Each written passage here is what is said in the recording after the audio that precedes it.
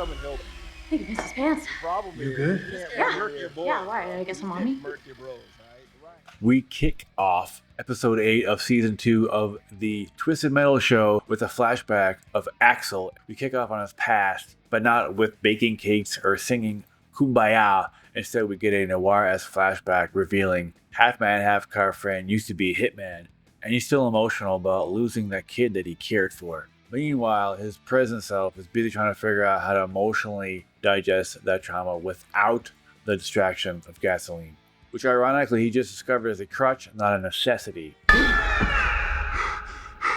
So yeah, in a twisted way, therapy here looks like a blood-soaked bonding session, better than group counseling, I guess. This episode got pretty dark with the next section where, out of nowhere, Calypso decides to make the entire tournament harder. But just before I get into this little review, please don't forget to take a moment to like and subscribe. It really helps a brother out and it goes a long way.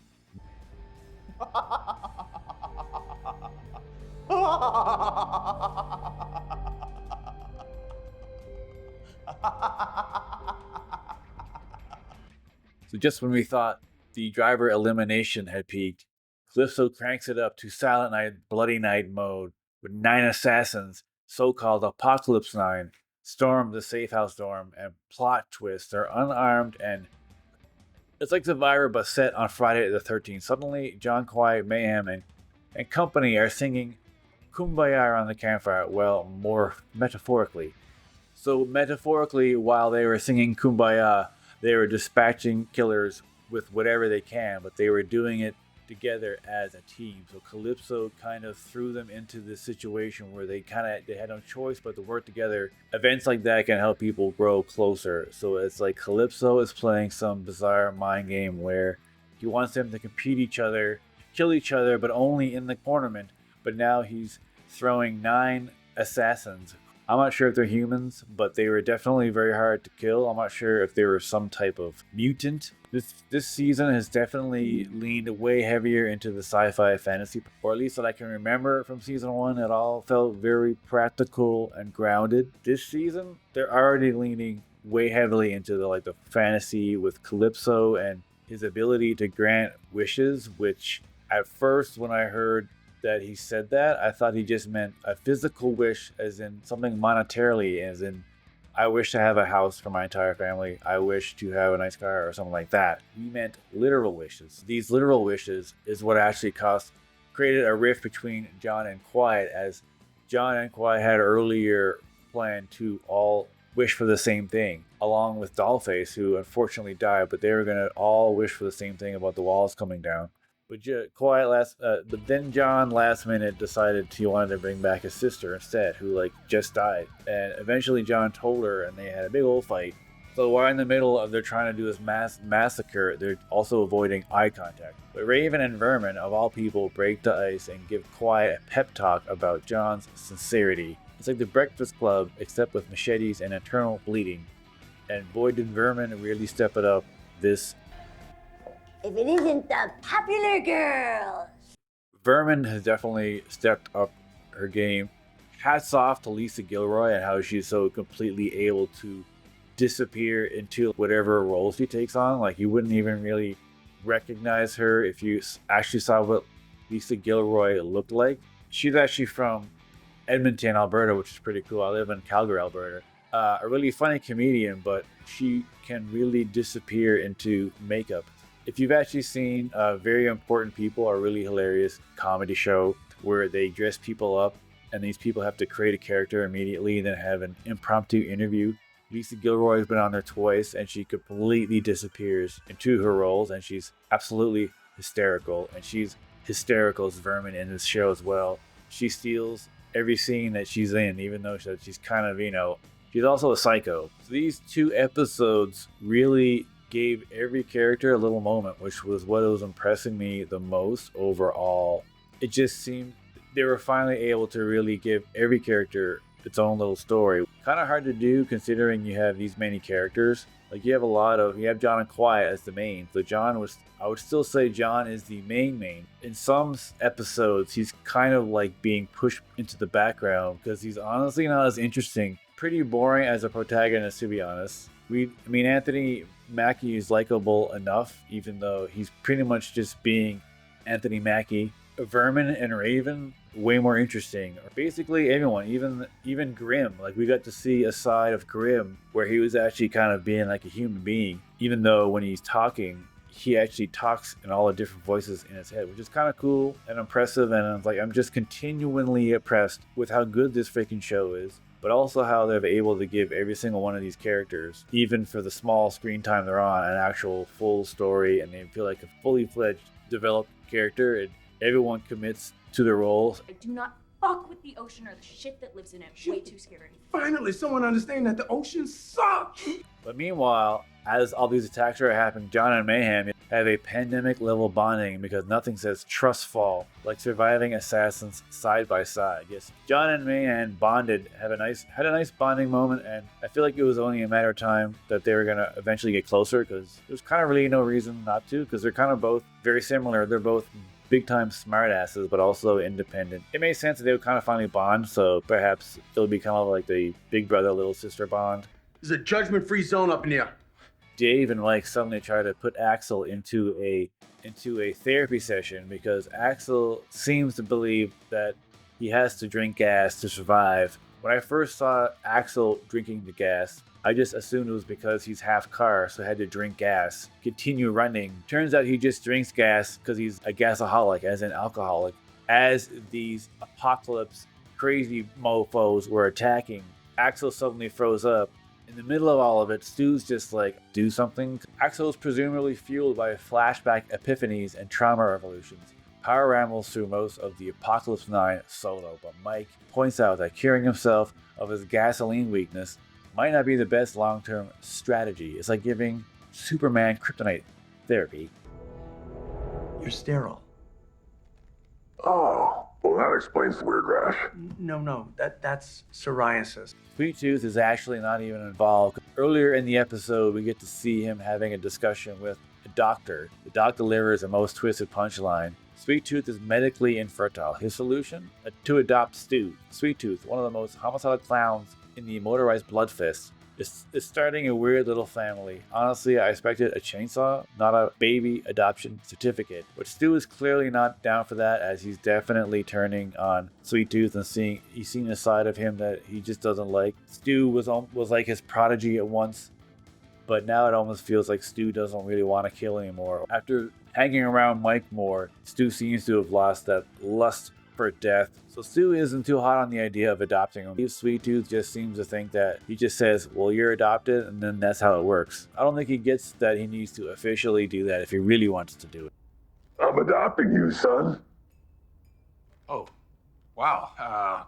What? Calypso continues to start messing with people, and I'm still not seeing his end game here. Calypso is still much of an enigma in terms of what is he really trying to do here, what's his end game. Watch the entire show just to see him as Soho Hank. What was the point of that little flashback to a few episodes ago where Calypso and John once met pre-Calypso Now? They had this weird flashback, and that now in the present day, John is showing zero recognition of Calypso. But what is the end game here of him suddenly deciding, all right, we're not just gonna get you murdered during the racing, we're gonna try to kill you in between, which to me is kind of unfair. And I thought that was pretty, like, really unfair actually. These people have to race in these cars that can kill each other, but now you're deciding to sick 9 psychotic assassins on them just to see if it can get rid of someone, and it ended up killing like one person. The giant frost lady, whatever her name is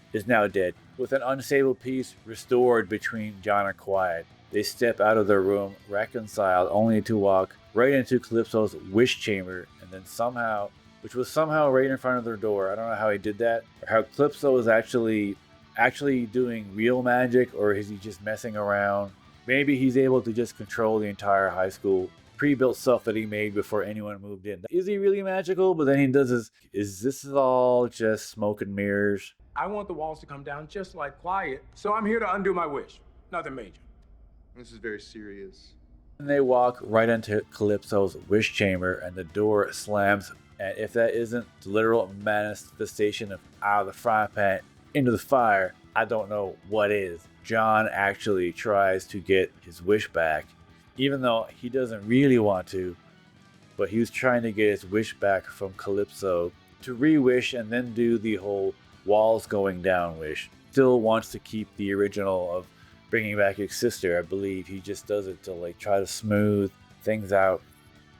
And even Calypso challenges him on that, saying like, that's not really what you want. And then once they drink the mysterious water, Calypso just says that the wishes is reversed, ominously calls it Calm Before the Storm, which sounds more like a Yelp review summary disaster.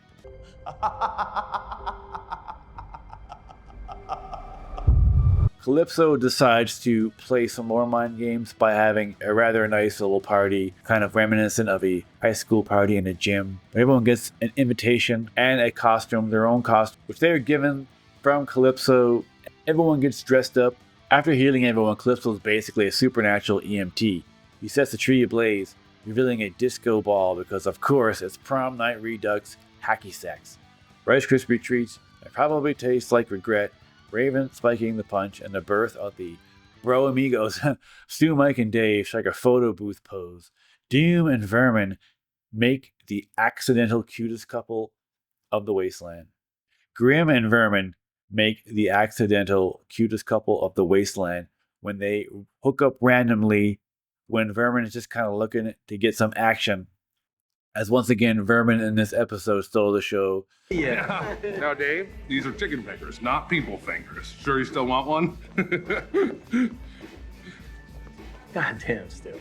Assuming Dave was eventually going to snap, he was way too friendly and smiley. He was hiding something and was apparently a recovering cannibal, which was the reason why he was giving therapy to Axel. But here, Dave was a recovering cannibal, or apparently he wasn't, as he's still eating human flesh. Because when Stu went to find Dave to apologize about what he said, he discovers Dave in the bathroom in one of the showers has a whole bunch of like arms and legs and feet there. Where he got those pieces from, I'm not sure. So then Dave gets all up in his face, prompting an explosive brawl. In a moment of seriously twisted self-awareness, Dave accidentally kills himself with a coat hook to the eye. I hope you enjoyed the appetizer, because I'm coming in for the main course!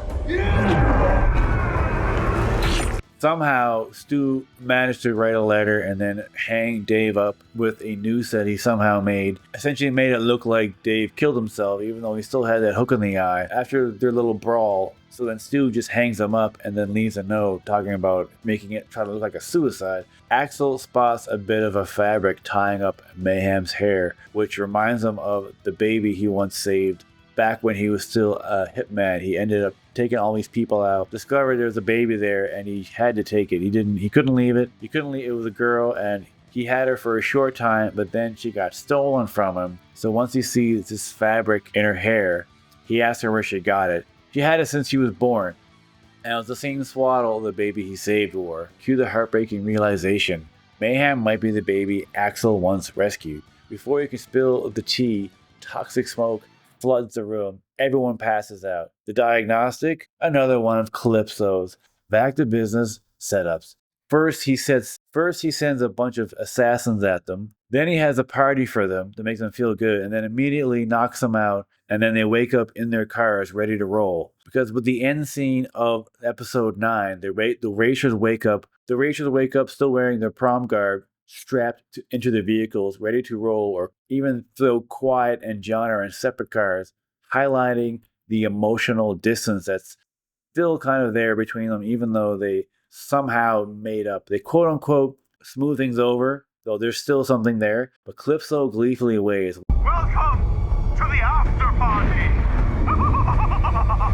Calypso is getting downright evil these 2 episodes where he's suddenly just messing with them, and I'm still not figuring out the end game to what he's trying to do there. It's all happening! This episode was like prom night at hell, hosted by a demonic Calypso who's clearly into gothic party planning. We've got a tree of sacrifice, a living disco ball, and surprise identity reveals. There's corpse feasting, accidental self-decapitations with Kotuk's secret daddy feelings with the wheel-armed man and a smoke.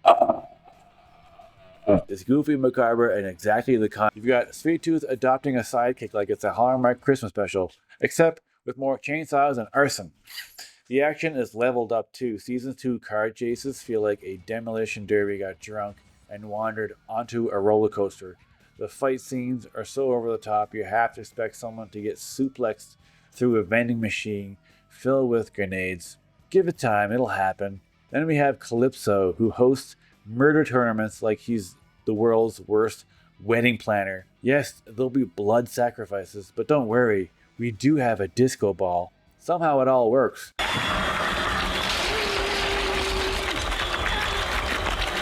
Twisted Metal Season 2 is like watching Road Warrior reimagined by people who grew up on Looney Tunes and Red Bull. It's violent, it's stupid, it's hilarious, and it might just be one of the most entertaining train wrecks on TV right now. If you ain't watching Twisted Metal still, you're missing out. I couldn't have said it better. But Season 2 continues to impress, and we only have 3 episodes left that are all being dropped next week. So please, once again, don't forget to take a moment to subscribe to my channel. It really helps me out. But also, please leave a comment below if you've seen any of these episodes. What do you think of Season 2 so far? It's already way better than Season 1. And we're already near the finish line of this season. So we'll see where it goes next. But until then, my friends, don't forget to always keep your foot on the gas and to always keep gaming.